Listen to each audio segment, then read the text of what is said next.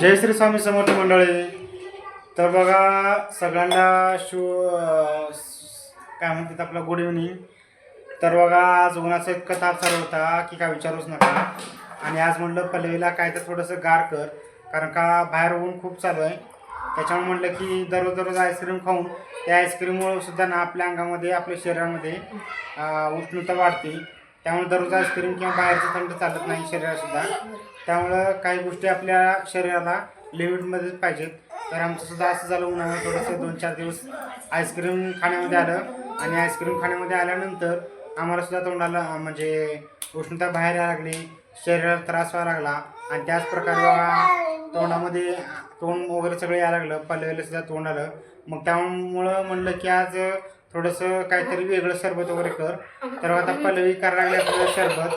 तर तुम्हाला दाखवतो की पल्लवी काय करायला लागली. आणि चला आपण त्या थंड उन्हामध्ये उन्हाचं प्रमाण बाहेर खूप आहे, त्याच्यामध्ये आपण थोडंसं गार सरबत वगैरे काय तर करून पिऊ नये.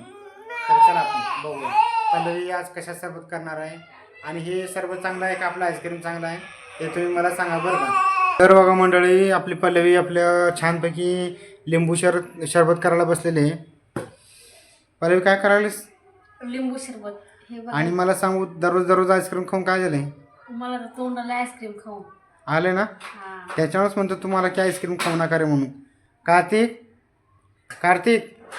तुला पण तोंड आलंय? आईस्क्रीम खातो का मग? हां, लिंबू सरबत प्यायचं. तर बघा मंडळी, आपली पल्लवीला लिंबू सरबत करायला बसलेली आहे. आणि मी अका आत्ताच ना आपलं 10 रुपयाचं पाणी आणलं आहे बघा. आपल्या एवढे अर्धी जार एकदम थंडगार असं पाणी भेटतं फिल्टरचं. त्यानंतर बघा आपलं आता आम्ही 3 जणच आहे. आणि 3 जण असल्यामुळं ना पल्लवी बघा किती अर्धा लिटर किती करायलीस पल्लवी? अर्धा लिटरमध्ये करायलीस? हां कर. तर बघा आपलं अर्धा लिटर थंडगार पाणी घेतले. आणि त्यानंतर छानपैकी आपलं काय हे किती चमचे टाकलीस? 5 चमचे साखर, अजून लिंबू, अजून काय थोडंसं मीठ.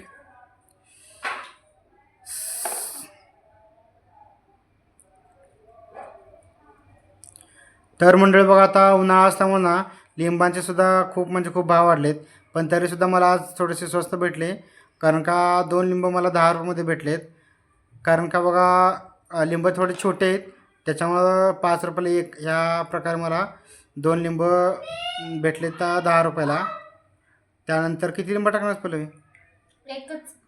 एकच बस. तर अर्धा लिटर पाण्यामध्ये 1 लिंबू छोटासा, कारण का आपलं गरम काय जास्त आंबट होऊ नये म्हणून.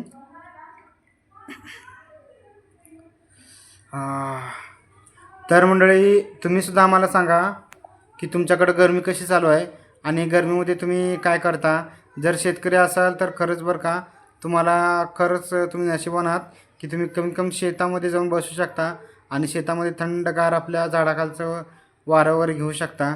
कारण सिटीमध्ये जर बघायला गेलं तर बघा घरामध्ये बसावं लागतं आणि असंच काहीतरी थंड आणून खायचं किंवा करून खायचं, अशा प्रकारे राहावं लागतं.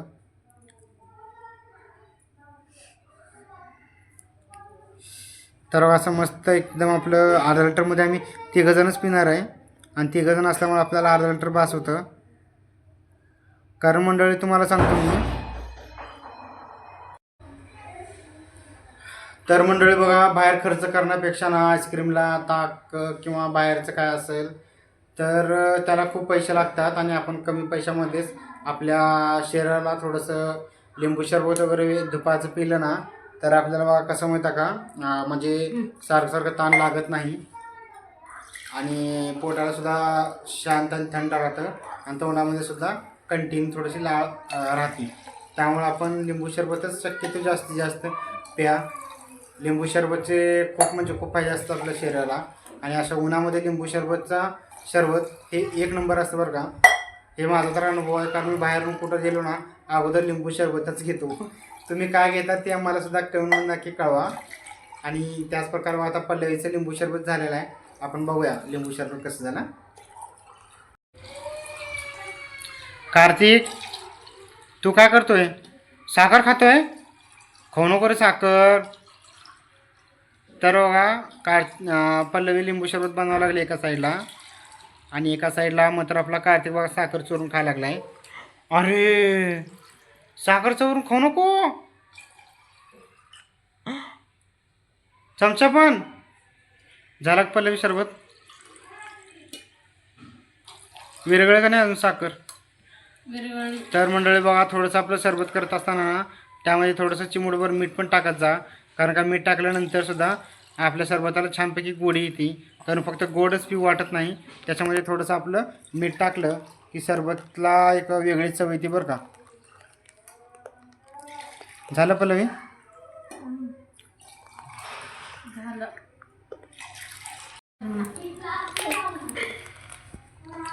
तर अशा प्रकारे मस्त आपलं सरबत झालेलं आहे.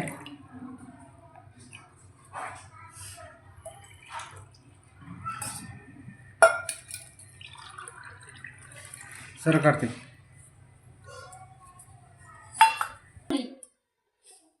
तर मंडळी बघा, आपलं छानपैकी लिंबू सरबत तयार झालेलं आहे.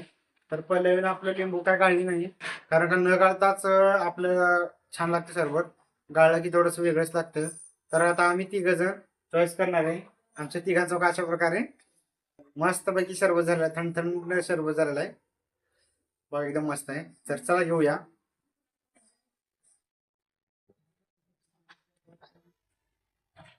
तर मंडळी बघा, एकदम मस्त झालंय. तुम्ही सुद्धा असंच म्हणजे सरबत वगैरे उन्हाचं पेत जावा, आणि तुम्ही सुद्धा नक्की काळजी घ्या, बाहेर खूप ऊन आहे. तर मंडळी बघा, तुम्ही उन्हामध्ये जास्त करून बाहेर जाऊ नका, कारण सरकारनं असं सांगून दिलेलं आहे की बातमीमध्ये 12 तारखेपर्यंत उन्हाचं प्रमाण खूप जास्त आहे, आणि उष्णतेची लाट सुद्धा येणार आहे. त्यामुळे आपली काळजी घ्या, आणि गरज असेल तरच तुम्ही बाहेर पडा. जर गरज नसेल तर भावानो बहिणीनो, तर बाहेर पडू नका. काळजी घ्या, आणि तुम्ही तुमच्या घरी आराम करा. धन्यवाद मंडळी आपला व्हिडिओ बघितल्याबद्दल. तर आता आपण भेटूया परत पुढच्या ब्लॉगमध्ये. आणि जर तुम्हाला आपला व्हिडिओ आवडला असेल तर आपल्या भावाला आणि आपल्या छोट्या फॅमिलीला लाईक आणि सबस्क्राईब करायला विसरू नका. धन्यवाद. सगळ्यांना बाय करा.